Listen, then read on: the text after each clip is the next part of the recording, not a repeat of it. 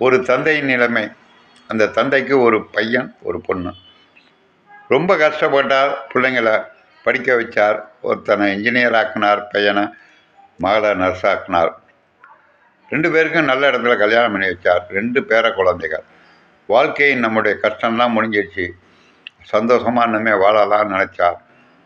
மெட்ராஸில் வேலைன்னு அம்மாவை கூட்டிகிட்டு போயிட்டான் பையன்.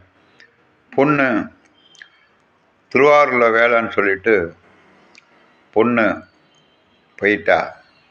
அப்பன் மட்டும் தனியாக வாழ்ந்து கொண்டிருந்தான். உடம்பு ரொம்ப சீரியஸாக போயிடுச்சு. ஊர் மக்கள் சேர்ந்து ஆஸ்பத்திரியில் சேர்த்தாங்க. 15 நாளில் செத்துருவார் அப்படின்னு சொன்னாங்க. எல்லாரும் மாற்றி மாற்றி ஃபோன் அடித்தாங்க, பையனுக்கும் பொண்ணுக்கும். யாரும் வரல. அப்பொழுது கடைசியாக நர்ஸு கேட்டார், உங்களுக்கு கடைசி ஆசை என்ன அப்படின்னு. என் பையனும் பொண்ணும் வந்தால் எனக்கு கொல்லி வைக்கக்கூடாது, என்னிட்ட 30,000